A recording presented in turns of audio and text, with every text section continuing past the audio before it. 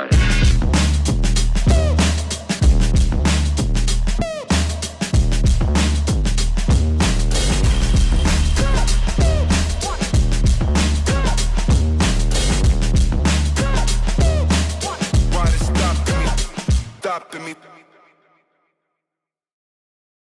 Well, let's go.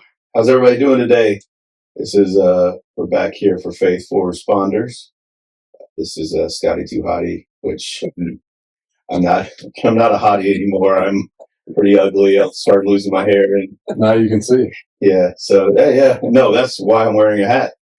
But we're back, and we took a little y'all people out there, hit them likes, hit that like button, thumbs up, And subscribe. Yes, subscribe to Faithful Responders. Every time I see the shorts and stuff, and I see those people on there, I'm like, just shut up and get to your video. You know? Like, I hate that. You think that place right now? Yeah. They're like, yeah, that guy really is ugly.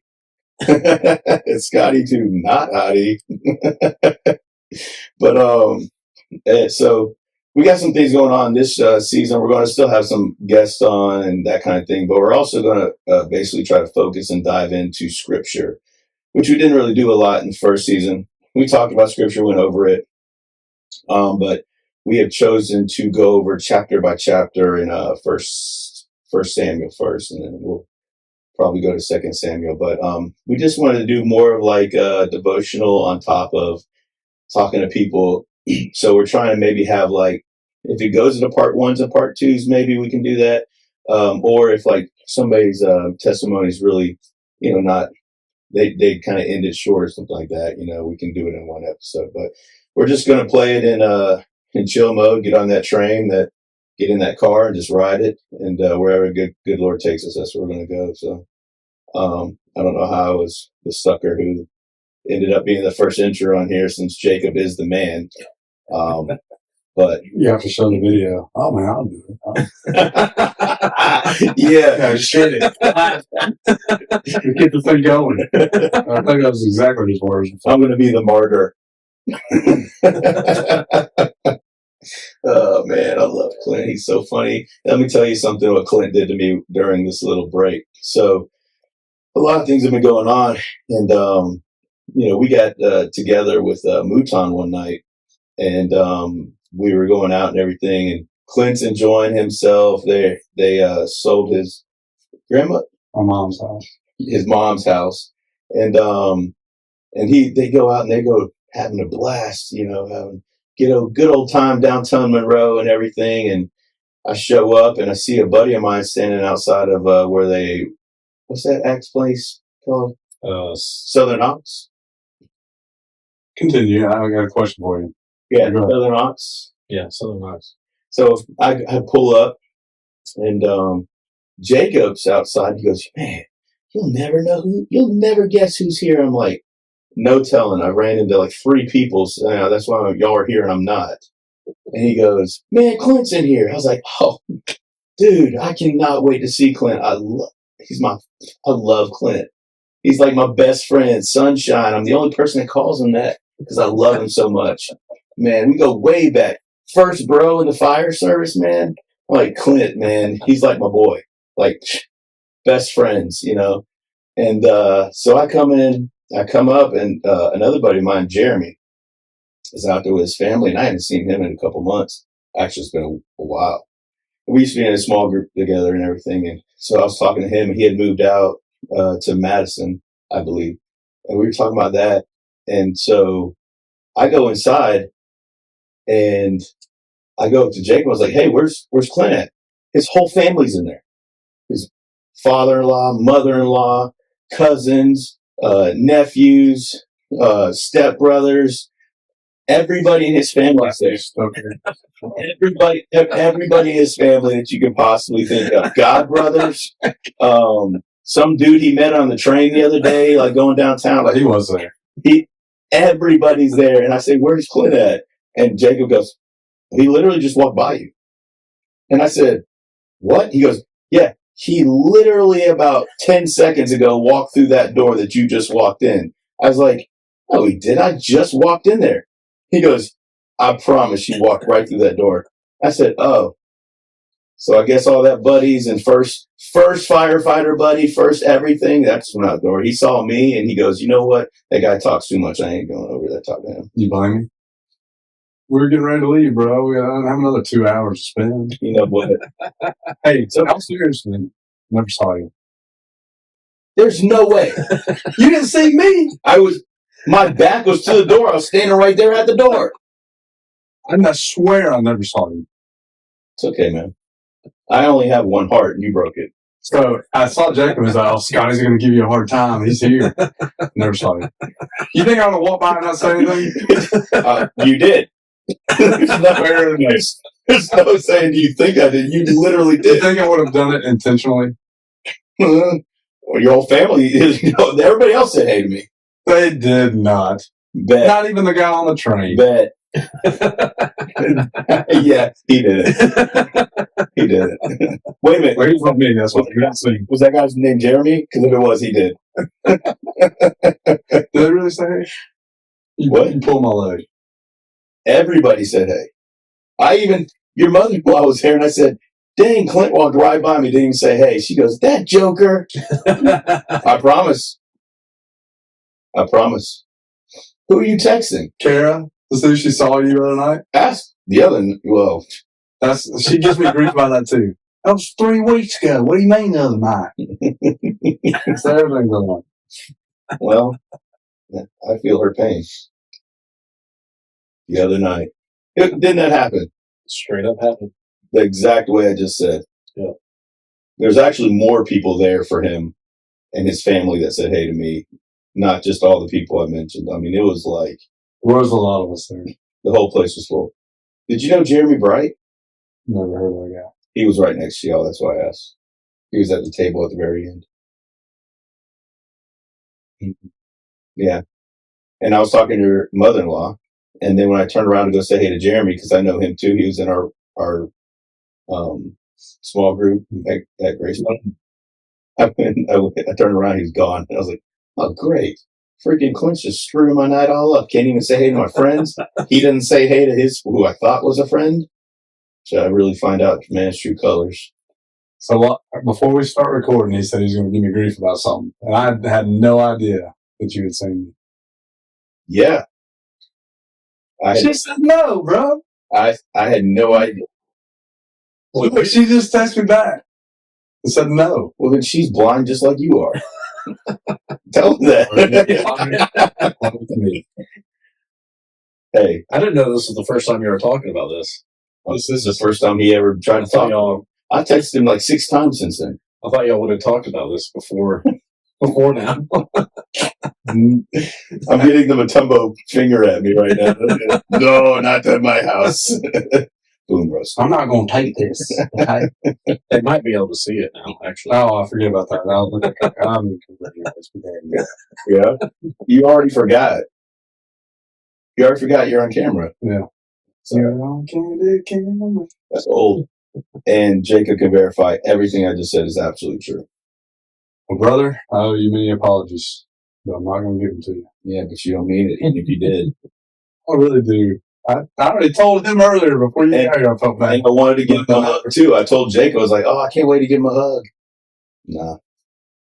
It's okay, dude. You should have seen his face. You did, maybe it ain't too late. You should have seen his face. He walked inside and came up to me and said, so where's Clint? And he was like super, excited. Yeah. Why wouldn't I? And I was like, dude, he just left. And then you should have seen his face. It was just like, give me the best impression of it. Let me see. This is literally how it went. I said, hey, where's Clint at? He goes, he just walked out the door. I said, no, he didn't. I was like, where's he really at? And I was like, Jacob goes, no, literally walked out that door about 20 seconds ago. And I said, there's no way. I just came through that door. I didn't see him. He goes, well, then he walked right past you, bro. I said, okay. I really did not see him. I would have come over and You had the chance. I saw Jacob. Oh, I know. He rubbed it in. Before I even got there in the van. Hey, man. No, never get here, man. Clint's here. It's the legend, Clint Sunshine Rutledge. Somebody else told you that. You just said yourself that you're the only one that calls me that. I know, but I told him, that's me on the phone talking to Jacob. Okay. Wait a minute, is it Clint Sunshine Rutledge? Can we start over? We get a new clap. No, I figured I had my back to the door, so I figured you walked by.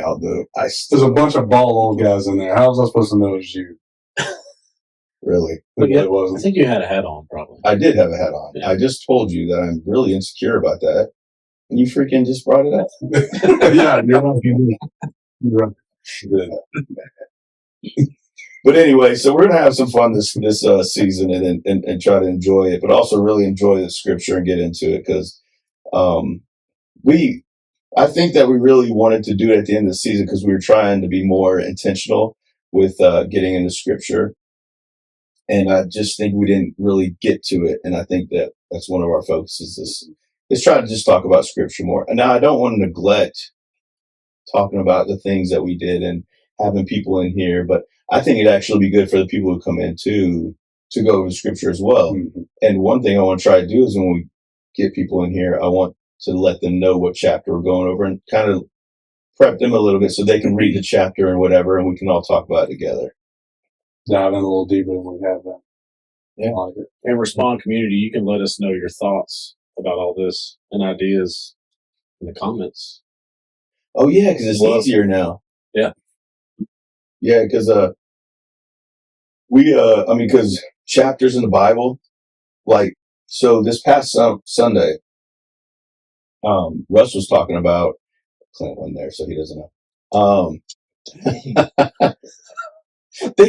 Clint, I didn't throw you on the bus. You have a camera on you, so when I said Sunday this, and you're looking both at us like you didn't know what's going on, like they can see you now.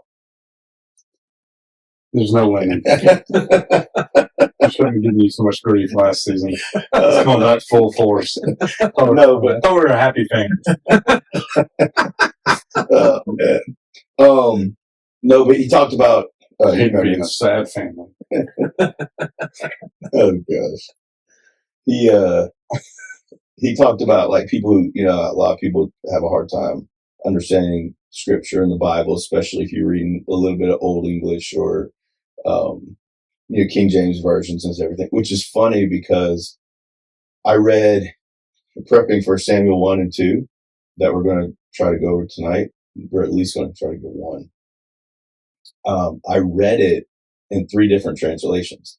So I read it in King James, and then I read it in NLT and New King James, which I would say like King James is more of old English, old scripture kind of sounding. People know what I'm talking about because it's literally the excuse everybody gives me where I don't understand the Bible. So I get it. It's it can be difficult even though it is on like a 3rd or 4th grade level. But that's right, brother. I'm trying. No, I don't. Where did they come up with that? Because I don't know any 3rd or 4th graders don't understand it either. Like, how crazy is that? I think they're just jerks. Smart people trying to be jerks. But I don't care for it. No, but like the NLT is a really good, in my opinion, of somebody who's trying to get really into the scripture, and it's a good understanding. But I do think that there's something good with reading a little bit more old school, to where it'll get you to understand more. And I think that's kind of what Russ was talking about, not totally on translations, but what he was talking about when he said, if you really want to understand scripture, I forgot who he was quoting, but they said, read the Gospels. And then when you get done reading the Gospels, read them again, and then read them again. And he's absolutely right, because I remember reading through the Bible as a younger kid, and I didn't really understand a lot of it. I looked a lot at the, how I had a Ryrie Bible, which was a King James, but it broke down the books and the chapters and all that and told you a little synopsis, and you could look at it as a study Bible, which I would recommend to anybody who's really getting into reading the Bible. It makes it way better in understanding certain things because it tells you time periods and all that kind of stuff. It's really cool. My favorite app when it comes to studying the Bible is I think it's called Blue Letter. It's called the Blue Letter Bible or something. I heard of that. It's a very good study Bible. So, but that's the Gospels is where you really like learn. I mean, it's the core of what we believe. You know, it's Christ. It's about His life and the people who walked with Him in His life. So I thought that was really cool because that's literally how I started really understanding some of the more things in Proverbs and Psalms that I didn't really understand before, but I did. What I thought was weird is that after I read it on my way here, I did it again, but I listened to it while I was driving, and I pulled it up on the King James audio on the Bible app, and it was this like old like British guy, and he was like, hold up, I gotta do it. So he goes, now there was a certain man in Ramatham Zophim of the mountains of Ephraim. His name was Elkanah, the son of Jerome, the son of Elihu, the son of Tohu, the son of Zeb, and the emperor, Ephraimite, whatever that means. He goes, and he's like, and he had two wives. The name of one wife was Hannah. And he talked like that. Mm-hmm. And so I was like, okay, I mean, it's a cool voice, whatever. I felt like I was watching an ancient, like one of those movies, like, you know, back in the ancient times. I was like, whatever. So then I turned on the NLT, and it literally was like, sounded like Josh Groban talking, you know, like, it was like, now there was a certain man in Ramathon, Zophim, of the mountains of Ephraim. His name was Elkanah, the son of Jerome.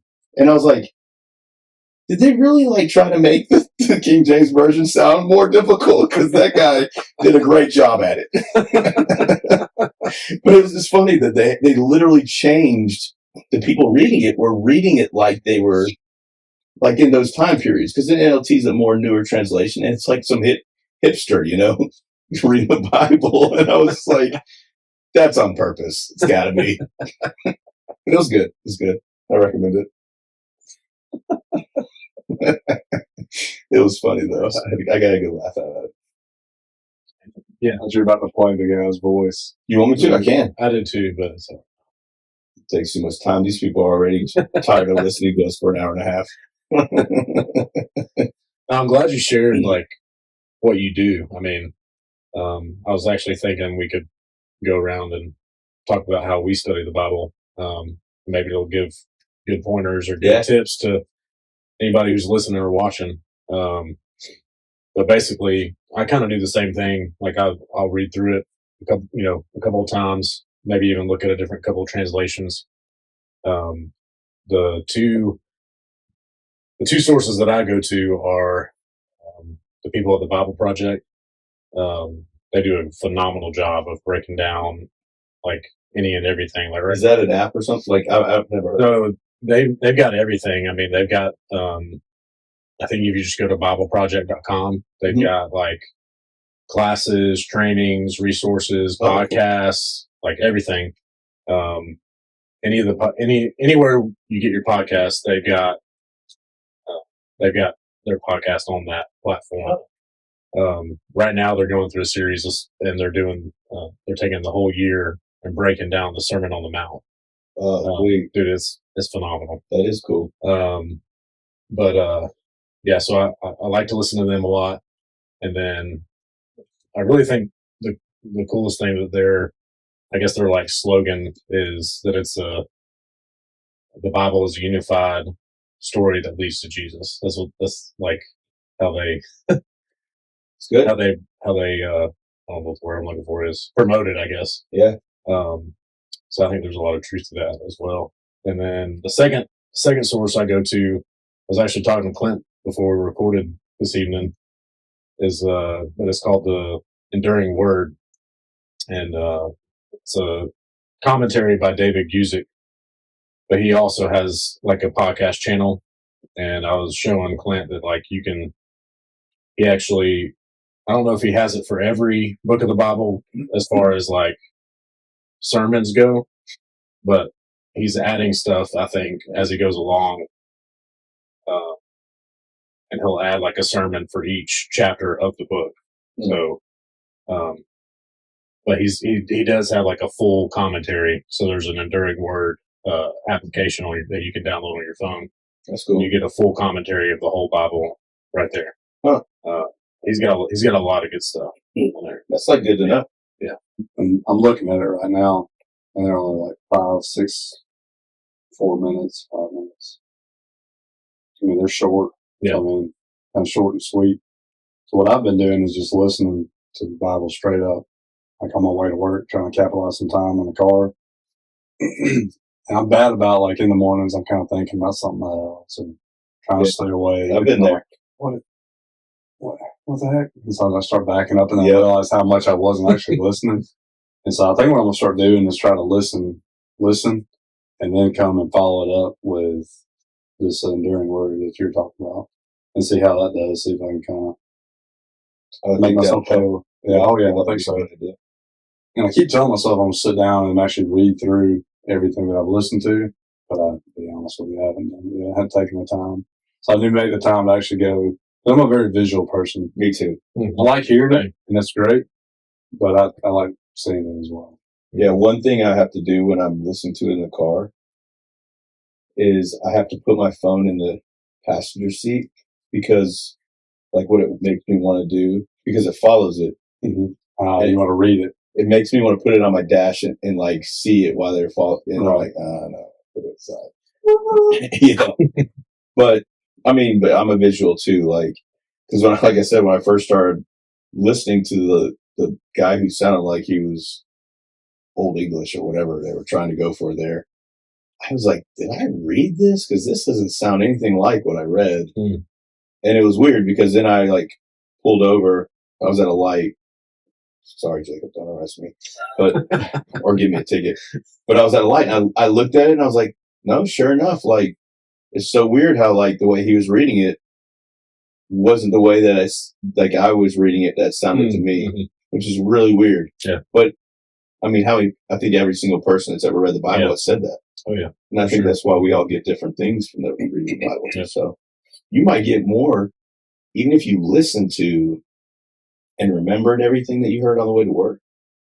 You probably could get something completely different when you start reading it, just because your mind interprets it differently than from listening to it. I could definitely see that for sure. I bet that's true. I bet there were. But yeah. So I'm looking forward to that, moving forward with this season, kind of getting into specific things that we're going to read. That's something I've run into before, is like, where do I start reading? Like, and so I like Google, I want to know about this. So then now I know where to look for it, and I just read that. And I feel like I jump around a lot. And I've tried it before starting at the beginning.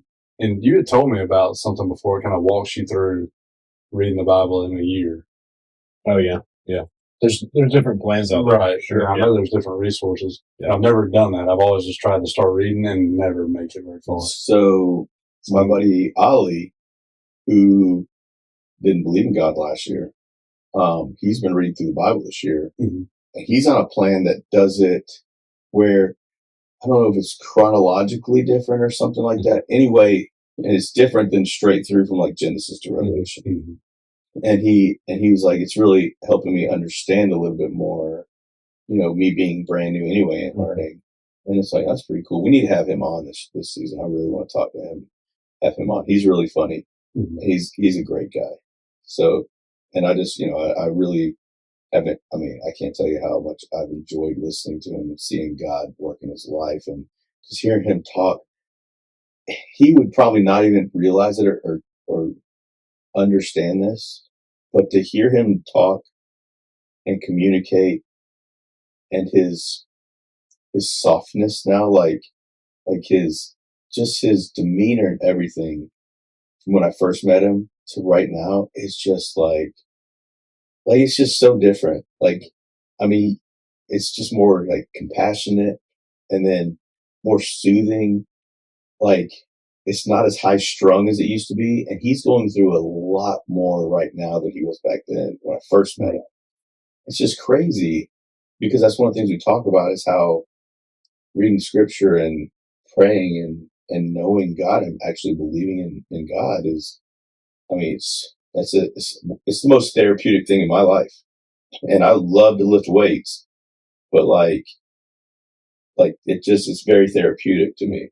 And it gives me that confidence or that good feeling that I think that a lot of people really need nowadays because our world's so stressful.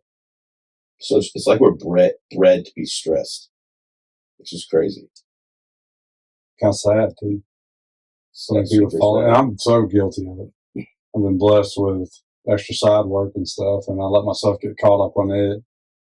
Stacking up work, not getting home till late, and then trying to get caught up on other things or whatever. And next thing you know, I haven't done anything that I wanted to do that was actually meaningful. Mhm. Thankful for the work, but sometimes it's easy to let Satan will take a blessing and turn it into something negative. He does it all the time. Absolutely. And I'm so guilty of letting him do it to me. It's like you're saying that your dad used to tell you. But yeah. If he can't make you bad, he'll make you busy. Yeah. I love that. It's true. I love it's so it. true. Love it. And I mean, I hate looking back and like I've learned the lesson so many times that here I am. Like even now, I'm like, all right, slow down. Take your time. Like, get in the Bible, actually read like you're talking about. Don't just listen to it. And read. And I think I'm heading in the right direction. Sometimes I look back and like, hey, dummy, you've learned this lesson. Quit learning the same lesson. Yeah. Trust me. I think we've all been there. We all know what that's like. You know what I just thought about? What sucks is that us being on camera now, we can't when somebody's talking and something's going wrong, we can't really or usually Well, we can. yeah, but then we're like, those idiots, what a bunch of amateurs.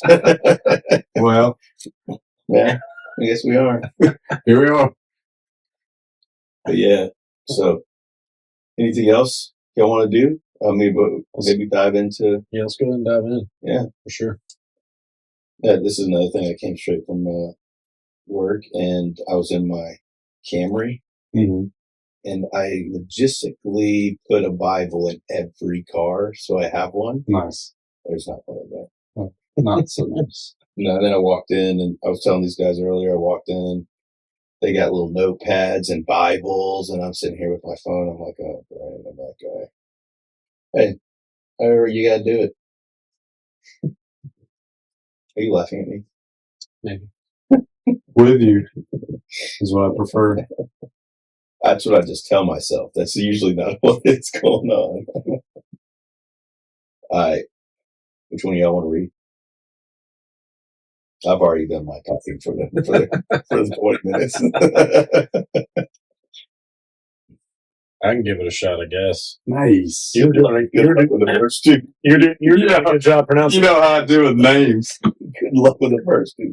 If you want to hear the correct pronunciation of the names, just go back to when Scotty read it earlier. So, real quick before. Is that going to be in it? I can never remember what's getting cut out or what. Well, I was going to. Was that pre-clap or post-clap? Oh, I hope there's some. There's post-clap. Yeah, okay, good. I was just going. One thing I was going to show you on this blue letter, you can actually have it side by side translations. Nice. So, like on the left side, I have the King James Version, and on the right side, I have the NLT. So, do you ever notice any real significant differences? Yeah, but they're not. It's just different wording. Now, I'm not throwing translations out. We can have a conversation about this, but me personally, I think a majority of translations, I know there are these old school people who are like, King James is the only translation. Well, I don't really believe that, because I think that if Scripture's talking about the Bible, I think that the Lord can work through His Word. Okay. But there are things in like the NIV and some other translations that I think in my opinion, it might be dumbed down a little too much, to where it's almost like taken away. No. Don't get. I have an NIV Bible, so it's again I read it. It's fine. I'm just saying, like, I think there's some things that's like, man, I think it took a little substance away from.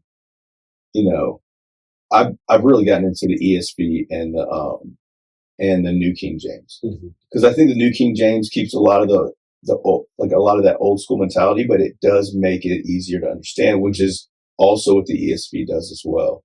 But the NLT, I think, from all the other, dude, there are so many translations. There's like, I mean, when you scroll through, I mean, it's like hundreds and hundreds and hundreds.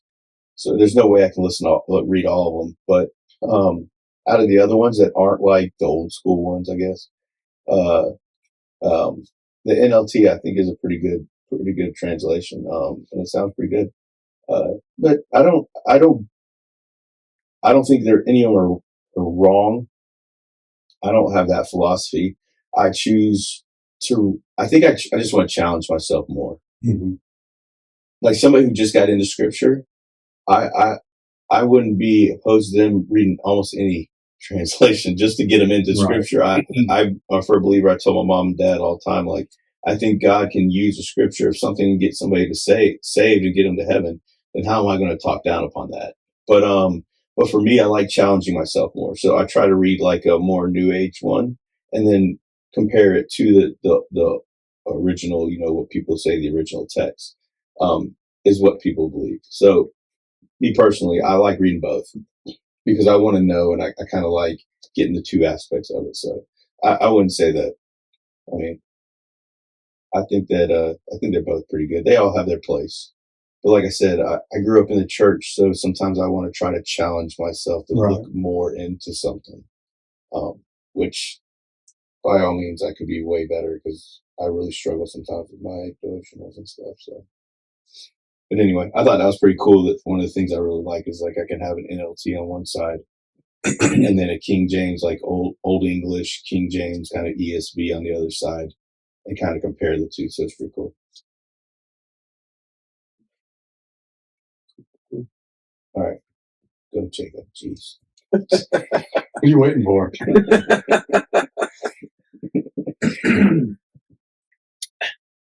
No, I can't edit those out. Yeah. Okay. All right. There was a man from Yes. Ramatham, Zophim, in the hill country of Ephraim.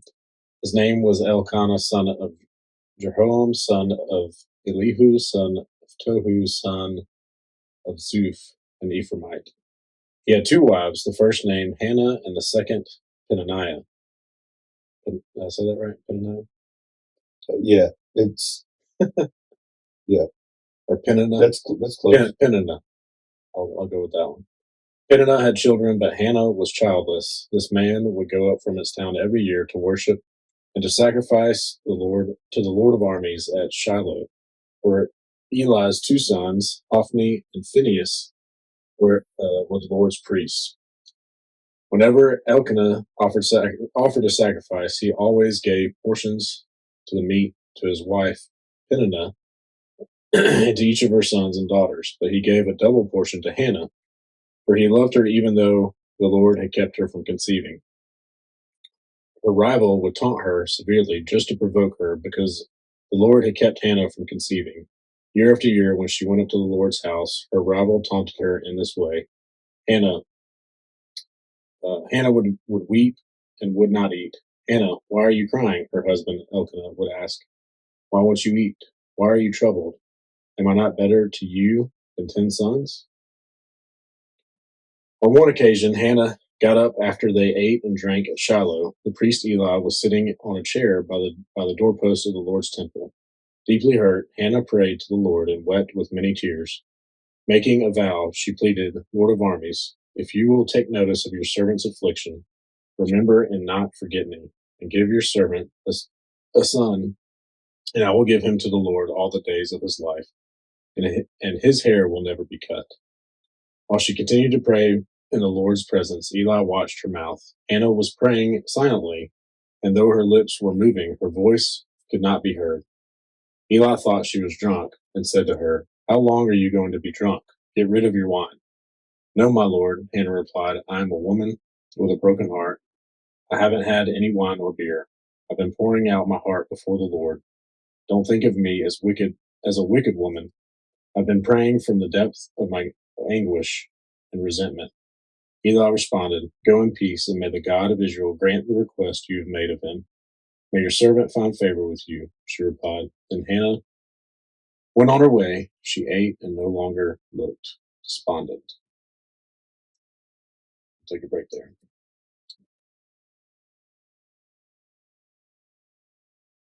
Thoughts? Clint.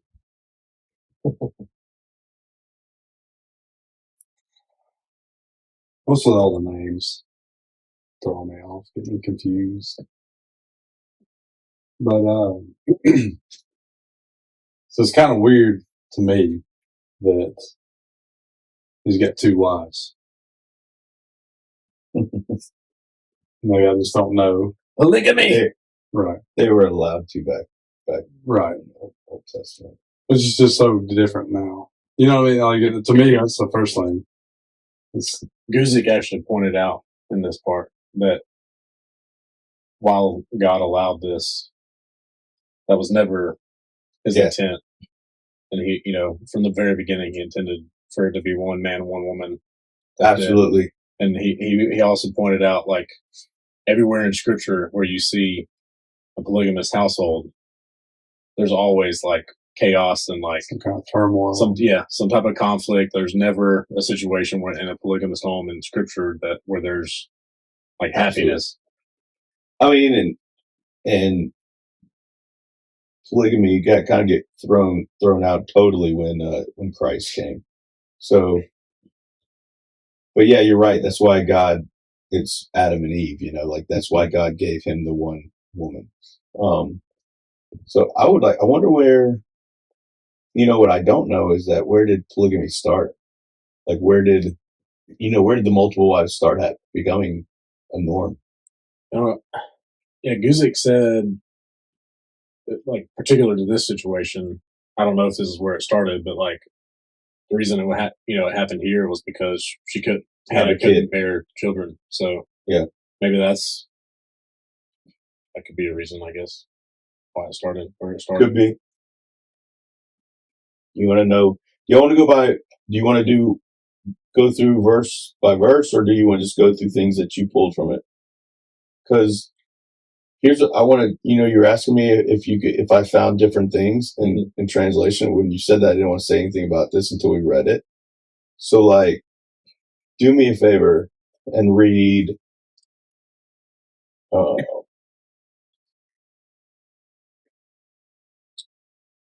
think it was verse.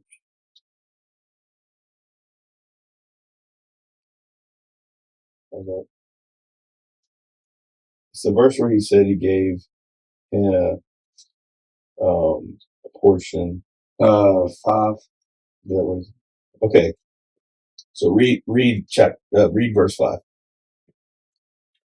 But he gave a double portion to Hannah, for he loved her, even though the Lord had kept her from conceiving. Okay, so it's similar to what the New King James says. It says, "But to Hannah he would give a double portion, for he loved Hannah, although the Lord had closed her womb."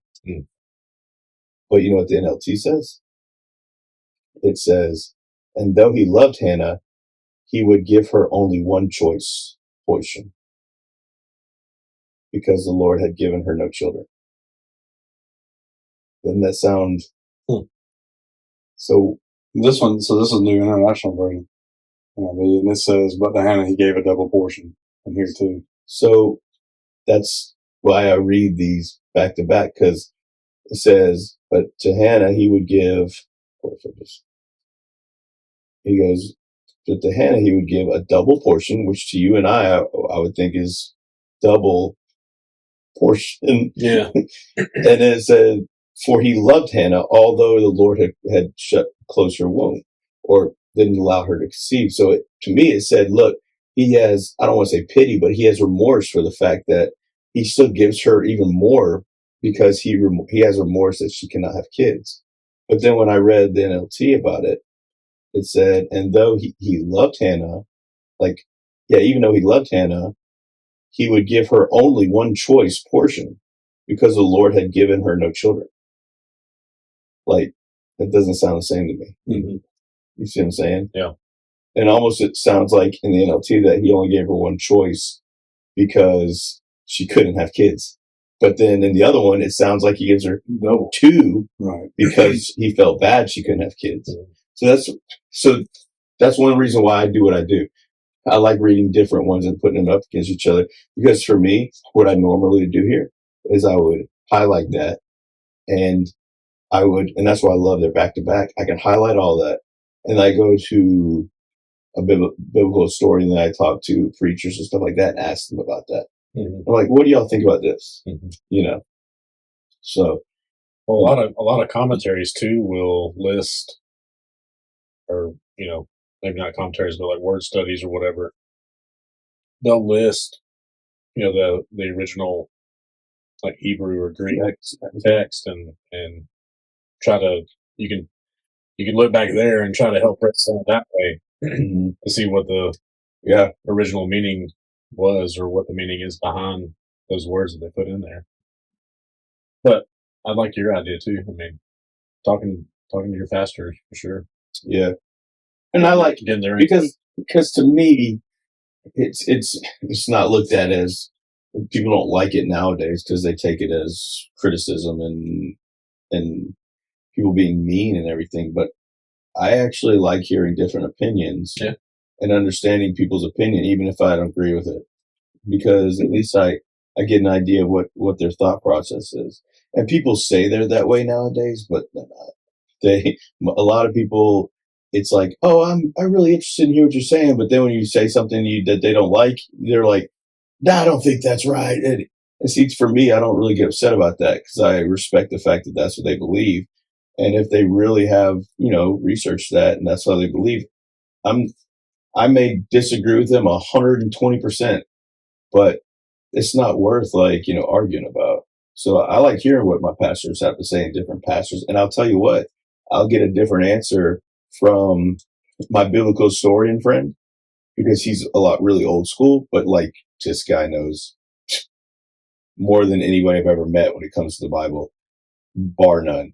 But then I also like asking my preacher. I'll ask, other preachers that I've had in the past, and people, biblical mentors and stuff like that as well. And they usually, sometimes they're together, and sometimes half of them are 50-50. It's just, it's pretty cool how, I think it's actually pretty cool how people can look at scripture and pull something else from it. I'm glad that Clint pulled, his first question was the whole polygamy thing. Kara, I wasn't going to say anything, but well, I was going to get to, like, it just looks terrible because, I mean, like, the one wife is taunting the other because she doesn't have any kids. That's messed up. It really bothers her. Well, so even though he serves later. So even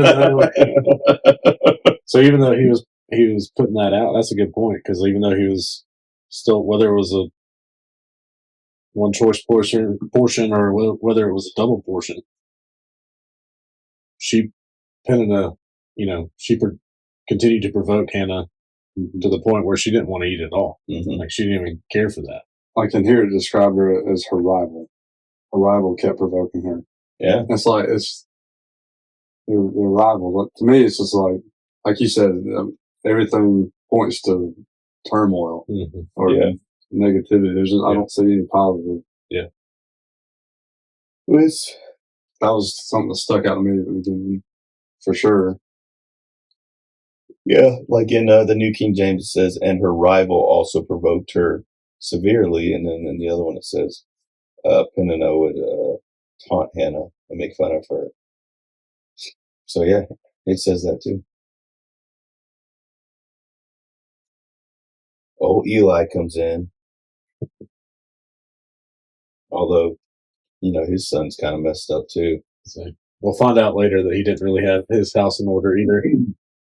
But what's crazy about that too is that pastors usually their house and their kids are either are awesome and great and spiritual warriors, or they are the opposite. Like when I was growing up, that whole phrase, "us pastor's kid," it's messed up. Yeah. But that was a really popular phrase. Yeah. And what's crazy though is nowadays I see it more the other way now. Like all the pastors and preachers I know that have kids, like their kids are actually like really, really good kids that tried to live correctly. I'm not saying all of them, Right. but from majority of the preachers I know, like, because when I grew up, legitimately, the preachers' kids, a lot of them were like wild, you know, and it's like here, and nowadays it seems like it's kind of reversed a little bit. I wonder why. I wonder why that is. Maybe because it's less. Maybe because the pastors aren't so overbearing and strict. I don't know. Maybe because that's more of an old school. You know. I mean, I tell people all the time that I'm more understanding and free about the way I believe, and I think I stayed whole. And virgin when I got married, and I was able to uphold all that stuff because my mom and dad weren't super overbearing. Like they did let me, they gave me, they had me on a leash still, but it wasn't, it was a runner. It wasn't a leash, like, so, and I think that's why I ended up a lot better than some of the other kids that I knew that when they got out of high school and stuff, nuts, I think that's why, freedom. Yeah. I think they don't know what to do with themselves.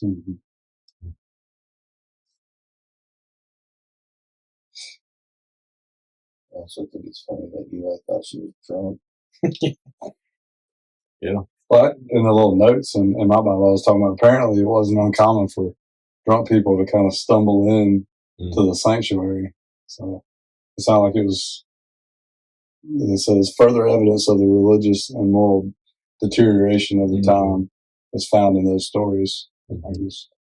So it must not have been very uncommon for him to find drunks out there. Well, here we go. Another drunk woman. Golly. Yeah, man. I mean, a lot of drunks are, a lot of people who don't, I guess, quote unquote, choose to be on the streets, man, it's because of alcoholism or some kind of addiction. And back then, that was the only place that, the church was open 24/7. Right. So I can see that, they came to pray, they came to do everything. That's the old law. Right. There was no, the new law is, you got to remember, this is old law. This is new law. And so, it's probably open. They probably didn't even have doors in the sanctuaries. So, but that's one thing that bothers me today. That sucks that churches, I understand they can't be over 24/7, but there's a lot of people that need help. And the church used to be where people would go to get that help. And because of the way society is nowadays, the church is scared that, I don't know how it goes. You should have faith too. How do you answer that? How do you combat that?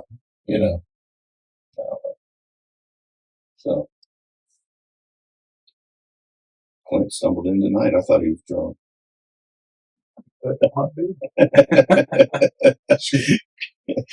Oh no, flavored water. Oh yeah, well, how to coach it. Oh snap! Getting wild. Anything else stand up? I think a lot can be said for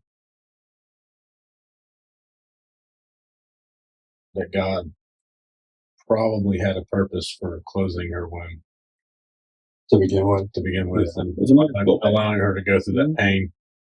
Because I don't know, I just feel like we all can relate to that probably in some way. Would she have seeked him out the way that she did if he hadn't? Testing her faith. Yeah. And then another thing that kind of jumped out was, and this was just through the study again, to the enduring word, but that Hannah chose to dedicate Samuel or dedicate, her son, in a stronger way than normal. Cause she said, what was the verse?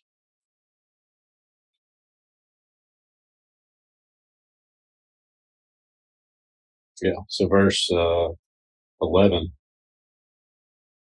making a vow, she pleaded, Lord of armies, if you will take notice of your servant's affliction, remember and not forget me, and give your servant a son. I will give him to the Lord all the days of his life.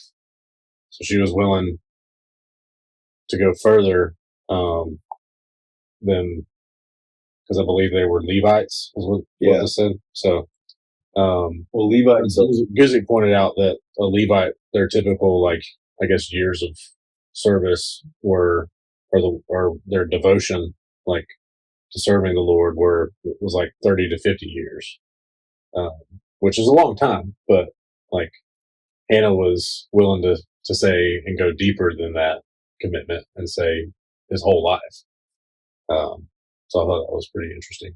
Yeah, well, Levites are like, they were like they were high priests, like, Pharisees are priests or preachers, but the Levites are super high priests. Mm-hmm. And that's what I love about the Good Samaritan story, because one of the people that passes up the injured person on the road is a Levite. Mm. And to use that as a scenario, like back then, had to have been like super blasphemous. You know what I'm saying? Like the Lord talked about the most godly individual that is around to make a point. Can you imagine like how like crazy that would be to like say? Yeah. But I mean, heck, if you read on farther, which you'll find out later, I mean, Eli had been in there for 40 years. Mm-hmm. But when we dedicate our kids, this is what I was thinking. It's like, we dedicate our kids, we get to take them home. And she, like you said, took that step to where she was like, I'm dedicating my kid. He's going to be raised and live under the church, under the priests. Yeah. That's what I was going to kind of bring up, is like, could you imagine? That's what she wanted. And so bad. She'd been taunted for not being able to have kids. And all this. And she makes that promise. How hard do you think it was to keep that promise? Mm. Oh my gosh. I couldn't imagine finally, and she kept the baby long enough. Well, 3, yeah. Yeah. Slow. But could you imagine, like she just handed him over right away? Yeah. She has some time. Yeah. It's just, I couldn't imagine. I think it was like 3 years old when she finally she came back and gave. Mm-hmm. I think they said it was around 3 years old. I wanted to say something real quick. Like, one thing, like, so I'm familiar with this passage, and one of the reasons why is because Shiloh, this is where, like, my first daughter that passed away, that Megan, that had to give birth to, her name's Shiloh. Mm-hmm. And one of the reasons we called her Shiloh before we knew she had a disease, and that before we knew that she was going to pass, like, that was her name that we named her. And that name means, in Hebrew, means like tranquil, like peaceful, quiet. And that's what I wanted her to know. Like, and when in this, I always like this because, God works a miracle. He closes her womb. She can't have kids. He performs a miracle. Kids are a miracle anyway, but, he performs a miracle and makes her non-barren anymore. And, she gets this, I guess, this prayer, not granted, but, answered, in the city of Shiloh. And this is the city of, supposed to be more of like a peaceful, tranquil. And that's why I wanted to call her that. And then here we are. I think it was 2 months after we had named her, like we don't get to have her. And that's one thing I kind of thought about after she passed away, was the whole, like, I don't know, like, because we named her that before, and I had already associated that with peace and tranquility. I felt like that was something that God was kind of saying, look, I already knew that I was going to take her. You didn't know that. And I knew you were going to call her what you did, and you need to use that to help you. And which I did. I thought about that a lot. I was like, it's crazy. Like, how did he know that I was going to have to use her name as peace and try to help me with that peace and that tranquility and stuff like that.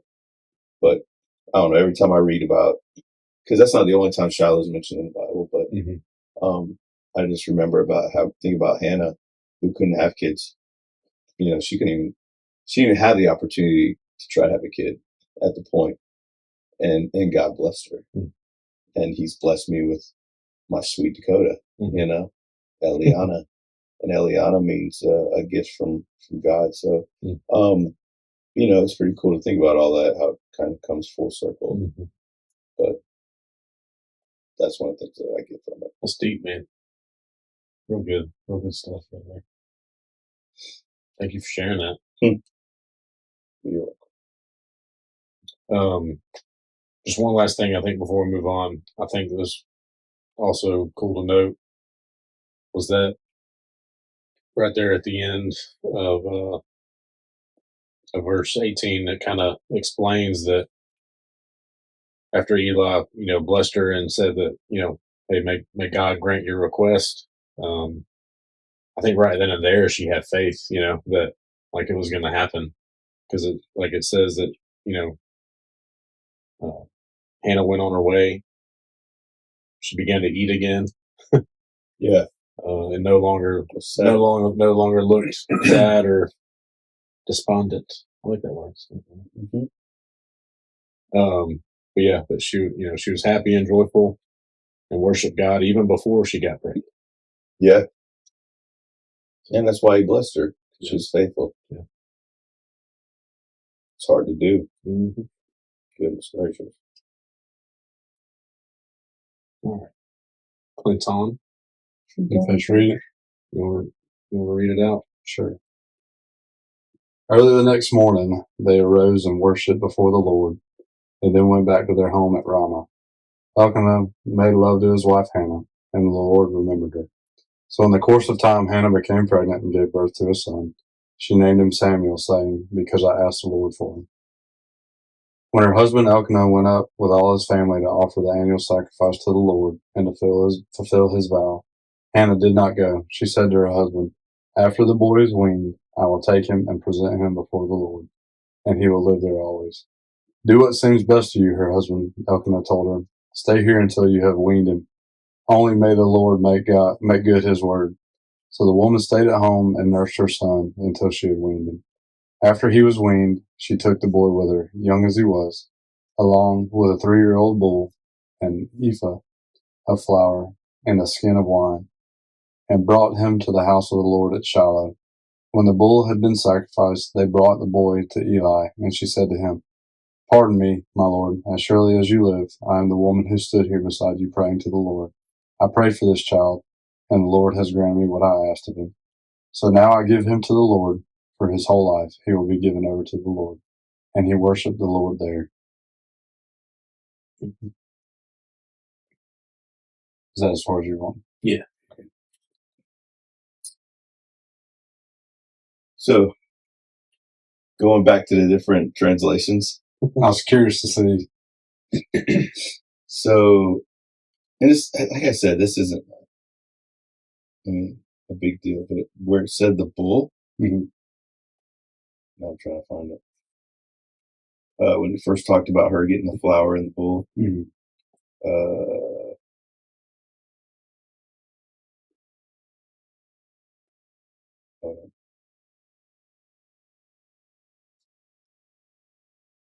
Verse 24. Is that right? Okay. So, in your translation said this, and this is what the NLT said: when the child was weaned, Hannah took him to the tabernacle in Shiloh. They brought along a 3-year-old bull for the sacrifice, and a basket of flour and some wine. This is what this says. Actually, yours said the type of flour. An ephah of flour. Yeah. So, what is 1 ephah? I guess we need to look that up. Ephah. Check this out. I knew at one point, but I can't remember what it's I now. don't know if I pronounced that correctly. So, but here's what the New King James Version said. It said, "Now when she had weaned him, she took him up with her with 3 bulls." It doesn't say a 3-year-old bull. It says 3 bulls. Which, what the heck? One ephah of flour. So I'm guessing that's probably like It says this is probably about 36 pounds or 16 kilograms. that's a lot of freaking flour. I was thinking like 1 pound.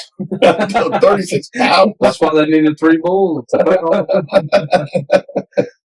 Yeah. And it said, but then like this one says a basket of flour. It's a big basket. Yeah. And some wine. And what is a skin of wine a bottle? Maybe, I mean, It could be. I mean, it might be bigger than that. Yeah, we were way off on the flour. Yeah. Maybe that's why Eli thought she was drunk. Skin might be a barrel. And rolled it all the way up there. They took 3 bulls to haul everything. Well, the one bull was by himself because he was the one getting killed. They needed 2 to go back and take everything back home. That might be it, though. I mean, really. Just sacrificed one. But one might be talking about a 3-year-old bull, and then the other one was saying they took 3 bulls for the trip. Right. Now, what does it say later, though? When they sacrifice. So then they slaughtered. So the New King James says, then they slaughtered a bull. Okay. Yeah, this says the bull. So maybe that's it. They took 3 bulls to help load everything. And one of for them the trip. sacrificed. Yeah. The other one was like, dang, man, we got to tote all that back without his help.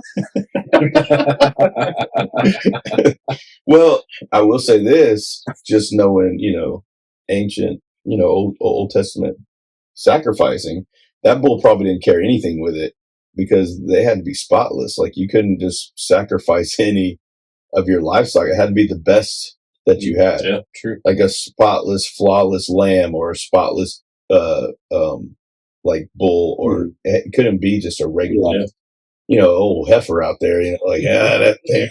They're about to kick the bucket on the phone. Yeah, sacrifice that one. Yeah, this one just made the trip. But you better hurry. The whole time, freaking Elkanah sitting there like fingers crossed, like, oh gosh, I hope this bull makes it. Get back. You get the other one. Oh man. But that's why they brought 3. They didn't know which one to make it. Just in case. Tired of going back. Taking 3 this time. Oh man. Somebody was listening and was like that. Like these guys. These guys are stupid. These guys are idiots.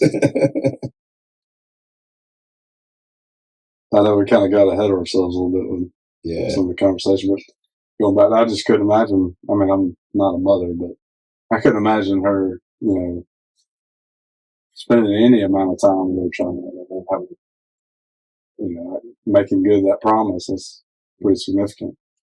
I mean, think about that with our own kids. I'm already challenged with that, and they live with me. But I'm reminded all the time that they're not, like we've talked about before, they're not ours. Like they basically, we are like step parents to them. Like they're loans to us. Like loan. Yeah. They're children of God, like children of the Lord.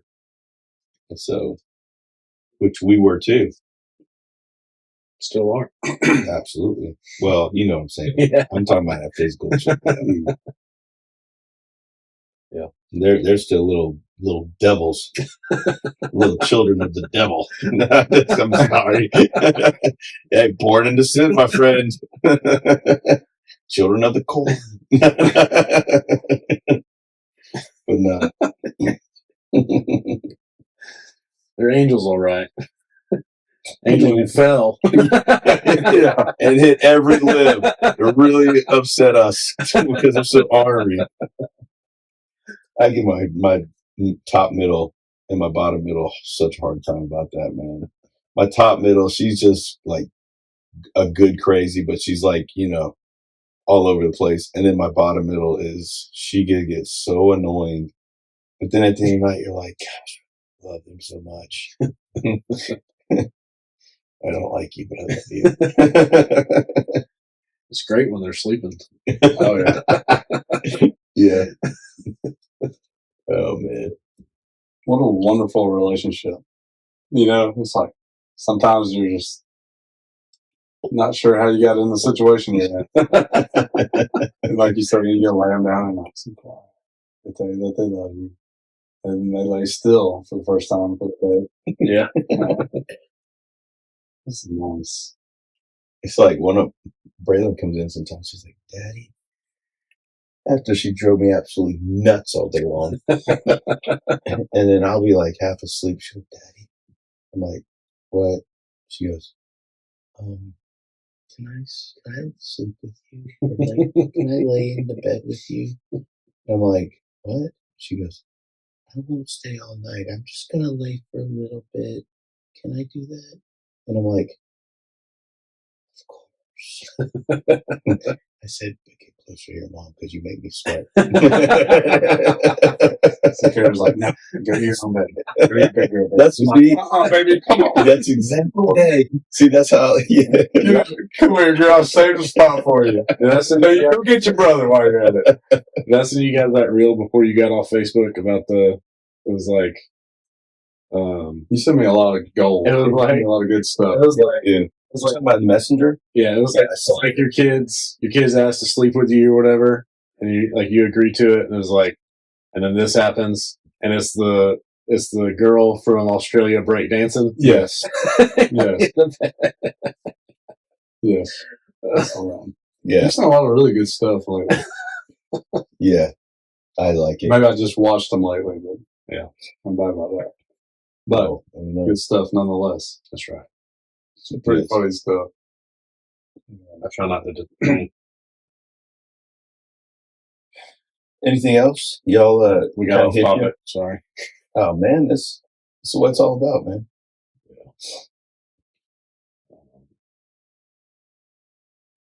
I'm not sure. I think that the last point we made is just about kids being linked to you from God. I mean, that was kind of the biggest thing that I took away from this. Yeah. I'm thankful that I get a longer loan than she did. This Yeah. time. Yeah, Yeah. that would be so tough. Yeah. But, just kind of testament to her dedication and kind of where she was at. She was so desperate for his help that she was willing to do that. That's right. Can you imagine what Eli was thinking? Like, Man, maybe she was drunk. or maybe he was like, "Wait a minute, I gotta take care of a kid." Like, am I drunk? Did I agree to because it says that he was like 40 years and he died in his 90s. Mm-hmm. He was 40 years in service to the Lord, Mm-hmm. which means she's like 50 something at this time. And some lady, like, to him, outside looking in, he's like, "Hey, oh yeah, I do remember that. Oh, that is so It worked out for you. Man, the Lord blessed you." Well, here, he's yours now. What? Are you staying too? Like, can you imagine? Y'all need a date night or something on babysitting? Yeah, like this is a one-time thing. Like, can you imagine that? Think about that. Yeah. Like, in his perspective. Yeah. Like, because there's no way he remembers. I guess he could have, but that's had to have happened a lot. Well, he may have been used to like raising or teaching somebody else up, but like just for almost like a discipleship type of thing, but not like a young kid. Yeah. I wouldn't want to do that. I'm in my 50s. So my golden kid, you found the wrong house. I hope you found somebody else. I can't really say anything because if we lived back in the day, I would be a disgrace to people, and Megan would have been shunned out of the city for not producing me a boy. but like when I read this stuff, like, and you hear about like kings and stuff, like they literally would get rid of their wives because they couldn't give them a boy. Like that's freaking nuts. Crazy. It is kind of sad that nobody in my family would be carrying on my name except my brother, who was able to do it in one shot. Had a boy first time. Like, of course he did. Mama's favorite. He's listening. I know he's listening. He knows. He knows.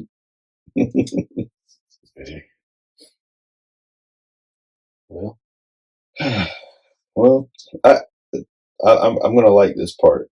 any Like, other I'm gonna nuggets? no, but what I was gonna say is I'm gonna like doing this because it is cool diving into the scripture, Yeah, and sure. it is fun having fun with it and talking about it. I mean, Mhm. we're serious here, but it's good to like I think it's good to make light about things. It makes us want to learn more and Yeah. dive in more. And Make get it to know enjoyable. more. Absolutely. Absolutely. The reason why a lot of people don't get into scripture and the Bible and all that kind of stuff is because the world and people around them have taught them it's boring, or those people act like they got a broomstick stuck up their butt. Like Yeah. they're straight. Not, and it's not that way at all. Yeah. It's fun. Yeah. And it can be boring if you let it be. I feel like, but that's kind of your approach to it. Also, you got to go into it wanting to do it. But I've done that before, just kind of getting started, and I find myself bored with it, and I never continue. But then now trying to find ways to really understand it. Talking to Jacob earlier about trying to find ways to step back, go over what I've already listened to. I need to discipline myself to actually read through it and try to find some understanding in it. And then getting to do this is definitely more enjoyable. Hang out with your buddies, getting to talk about it. So I'm pretty stoked about this. It's pretty cool. I think it'll be good. It's normal though, because like, what's your favorite thing to do? Hunt. So, you know how many people think that's absolutely terrible and boring? Yeah. I mean, it all depends, but when it comes down to it, like that's the most incredible thing. You love to do that. That's your thing. And somebody else might be building cars, or Right. everybody's got their thing and their hobby. But what I try to explain to people why this is different, it can come off boring. Absolutely.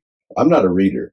I read a ton, but I read articles that take about 5 to 10 minutes to read. Right. Books, I'm terrible at reading books. I'll start them. I'll say, all right, I'm going to read these books. It's like that book you gave me. I have started that book 3 times. I still haven't finished it either. But I'm terrible at reading books because I get to a point where it's like I want to move on. And so, in Bible, the devil will do that to you. But what I tell people is that, but you're not just hunting. You're not just building a car. You're not just, this is literally eternity. Like, this is literally the most important thing, in my opinion, that you could ever do. So even if you don't like it, all I ask is just give it a chance. When Ollie called me and said, I think I'm going to read the Bible, give this whole Bible thing a shot and see what it does. And I'm going to read it to see what it's all about. And my answer to that was like, absolutely, go ahead, with a smile on my face. Right. Because it's great. It's intriguing. Right. Well, that's why it's kind of like you got to go into it with the right mindset. Not like, oh, I feel like I need to do this. Make it to where you want to do it. Well, God don't want that. Right. Yeah. It's not an obligation. It should be something that we want to do. We want to build on that relationship. We want to learn. We want to understand it and take the time. It might take me 3 times as long to go back and listen to lessons about what I just read, where I got to just read through it and not retain any of it. It's going to take longer, but I want to.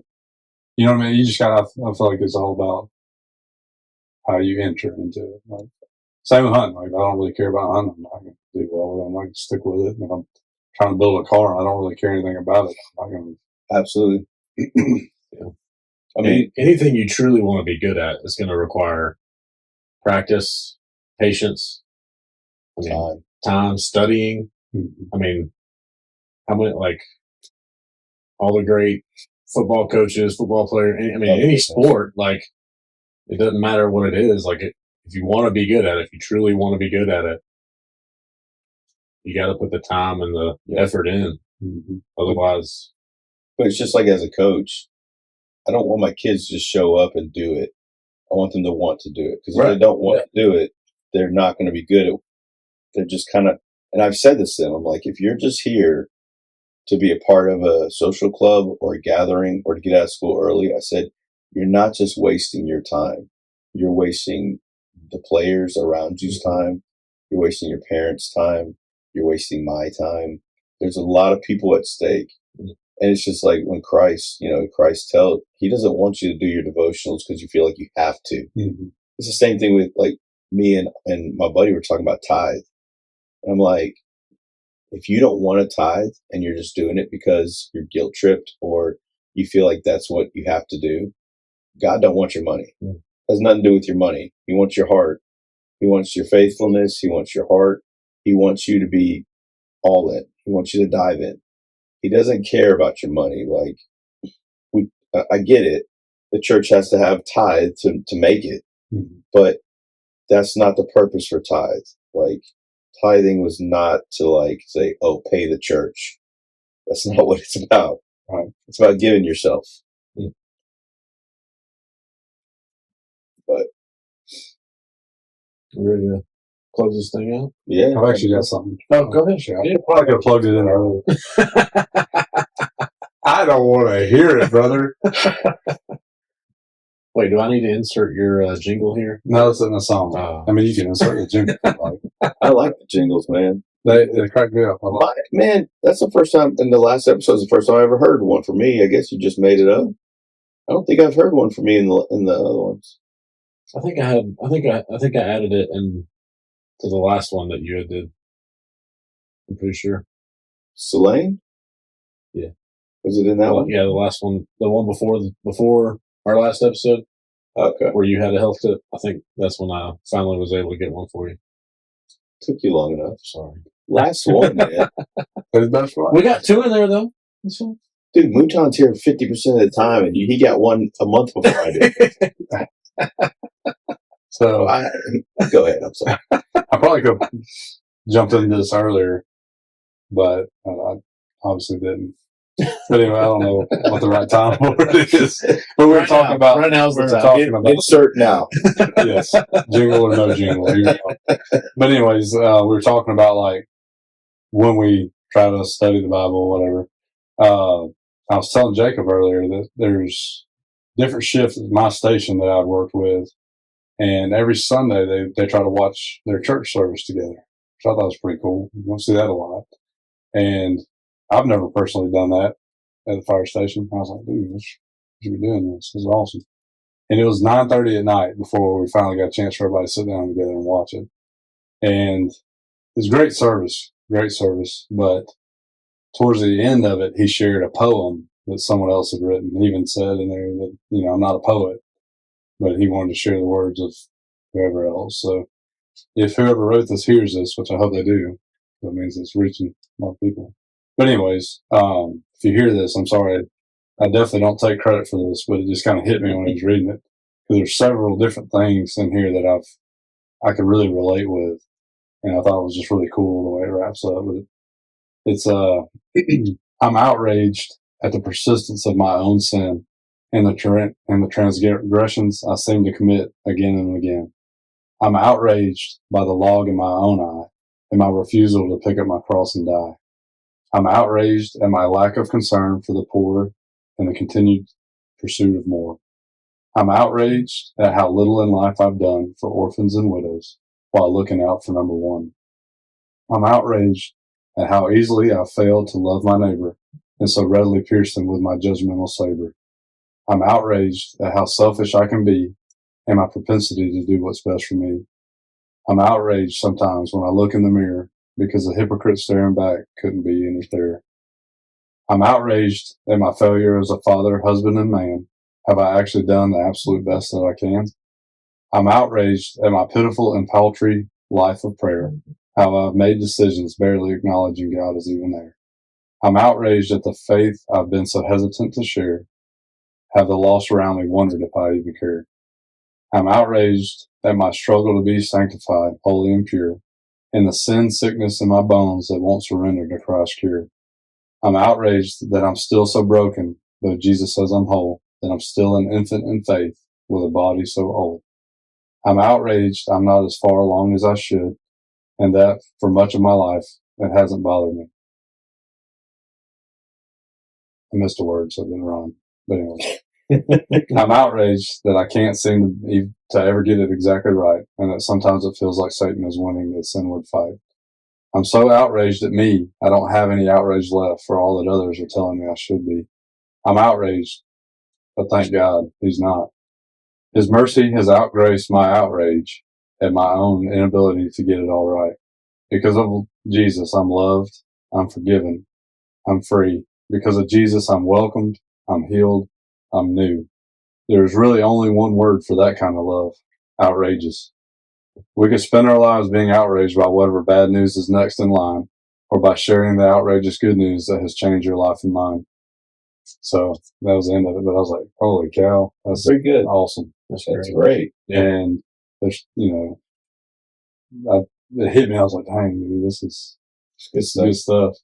And then just kind of another thing I put in my notes was just one of the big things that they were talking about in that service was being a contender for the faith and what that means. He's like, not talking about getting up and fighting every fight. That's not necessarily being a contender, but fighting when you need to fight. Mm-hmm. But one of the things he said was pretty cool. And I want to be a contender, not a pretender. Mm-hmm. So I thought that was really cool. It was a really cool service, so I just wanted to share that. Have y'all heard that song? It's like, I don't know the exact title of it, but it's like, it says something in there about, my sins there are many, but his mercies are more. Mm. We can look it up. Oh, that's what it reminded me when you got to the part about God's love and mercy being more, Mm-hmm. or, being more than the outrage. I think that sometimes we find ourselves in the right path, kind of, we're reading in the Bible, we're studying or whatever, and then whatever, you get busy, you get bored, whatever the case may be, and then you find yourself, looking back and you're not actually doing the things that you had set aside time to do. You're not setting aside that time anymore. You're not making any effort, whatever the case may be.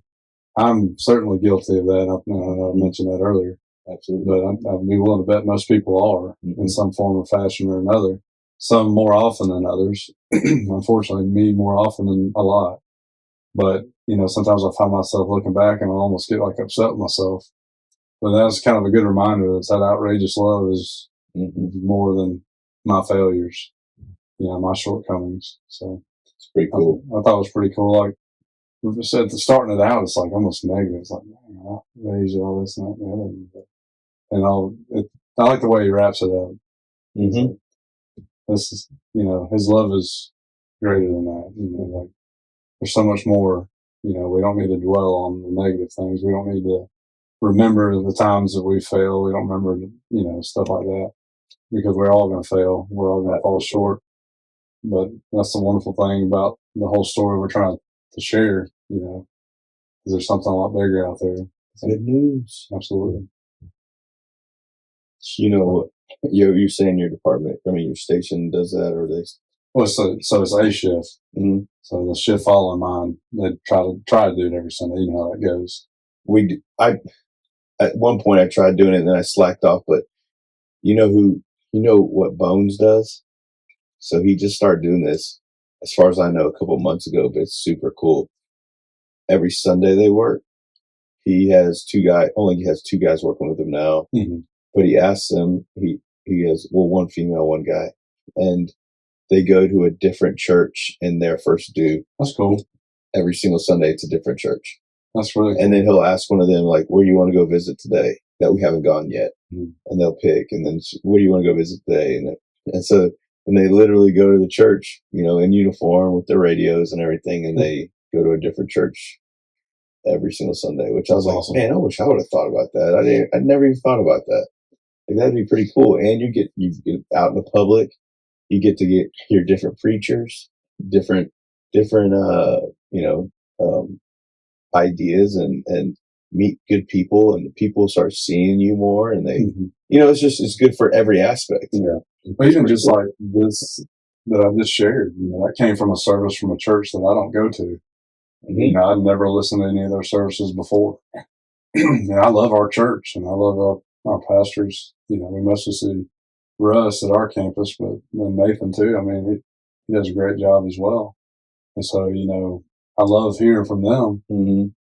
That doesn't mean there's not, oh yeah, other great guys out there, girls, to to hear from, Absolutely.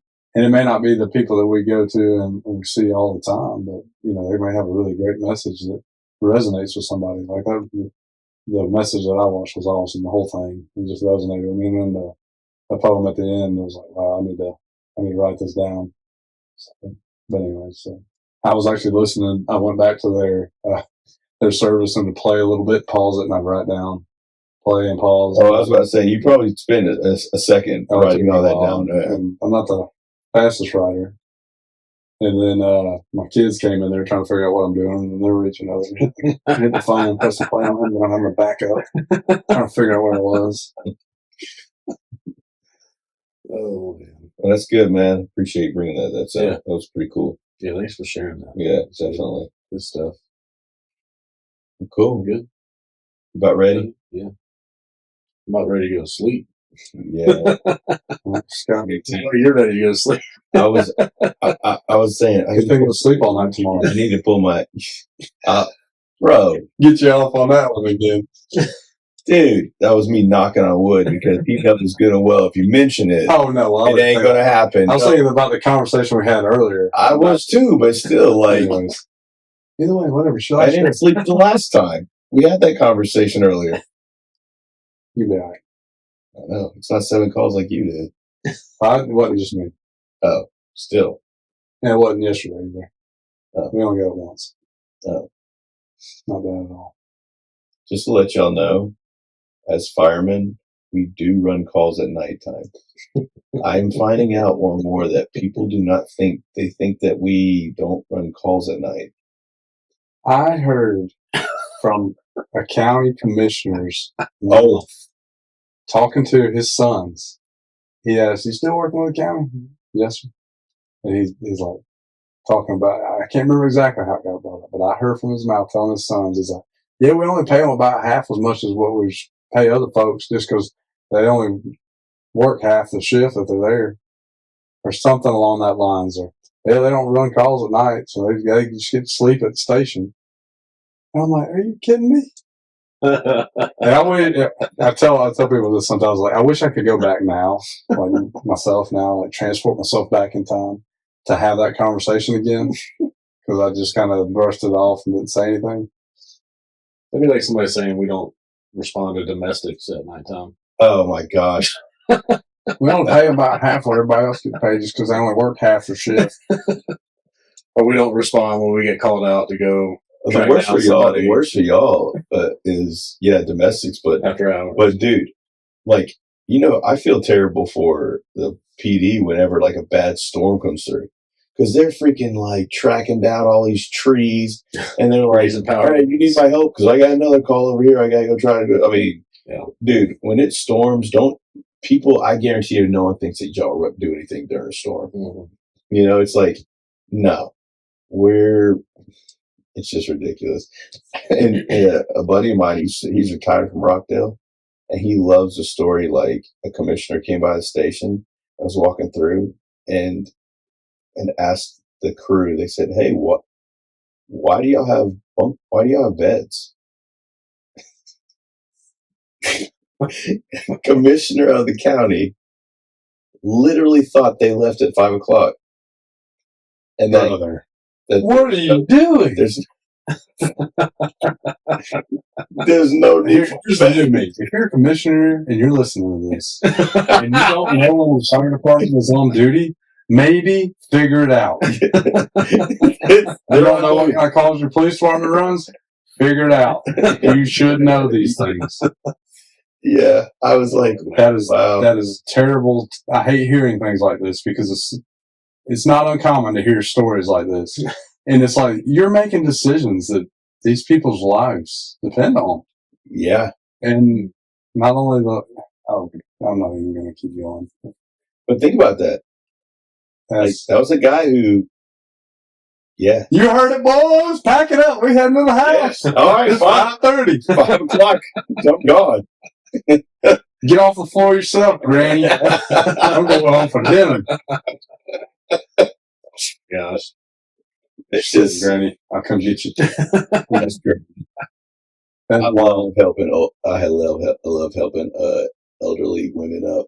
like older women that I always flirt. So they do. Yeah, it's funny. She's a good looking young man. They always flirt, but here's the thing: is my thing is I always get down. I was like, all right, look, I'm gonna get you up, And you're not going to walk around anymore. yeah, but Well, once you fall stay in bed. No, but I always tell them like, look, I'm gonna help you up. I'm gonna get you back in bed, but you gotta promise me something. And they're like, yeah, and I'm like, the first thing is when we get up, you got to put your dancing shoes on. I mean, not literally, Nice. but look, you're gonna have to dance with me over to that bed, you know. So don't worry, I'm gonna help you. I'm gonna help you. And they go, okay. You know, and then Hop right up on their the next thing I say is, but here's the biggest thing you can't do. You got to promise me you're not going to do this. And they'll go, yeah. And I'll go, you can't tell my wife. She'll get really jealous if she knew I was dancing with another woman. And they just, oh man, it just goes every time. The best part is when one of them pinched my butt. The nursing home, I put her in bed, and as I, spun her around and put her in bed, she pinched my butt, and I just looked at her, and she looked at me, and she had that little like face, like ooh. Oh man, I'll never forget that. That was so funny. Oh man, Does Megan know? She knows now. She knows. She knows. That lady passed away the next day. Oh no! Dang. No, it was a joke because Megan. Oh, dude. Oh, way over my head. Dang, great joke, too. I hate that big joke. That was a wonderful joke. It kind of was sad. Yeah, I know. Sorry. She just couldn't take all that excitement. That big old strong man. All right, y'all. What does that clap mean? I don't know. So many claps. We got off on a tangent. Yeah, but it's good. No. Good. It's a good day in the neighborhood. I'm sorry. I'm fighting from another tangent. Okay. What we got? All right. Thanks for listening. Thanks for watching. Absolutely. We appreciate you guys. If if you find yourself going through that same type of pain that Hannah was going through, or any pain at all, just know that God probably has it going on for a reason. And if you're picking on somebody like that, like Hannah, shame on you. Yeah, shame on you. But yeah, just think about that, and maybe God's waiting for you to respond in faith. Call out, and He'll bring that healing or that restoration or whatever it is in your life that you need. So keep the faith and try to interact with us. We want you guys to respond and interact with us. So we encourage you to follow along in this study with us in 1 Samuel. And as we keep going, we'd love to hear your feedback. We'd love to hear your what you got from this. Maybe you got something completely different than what we got. Mm-hmm. We'd love to hear your feedback. So don't be shy. I'm looking at you. I was looking at him. You're looking at him. Yeah. All right. Well, we're gonna get out of here. Love y'all. Love you guys. Stay safe out there. Peace.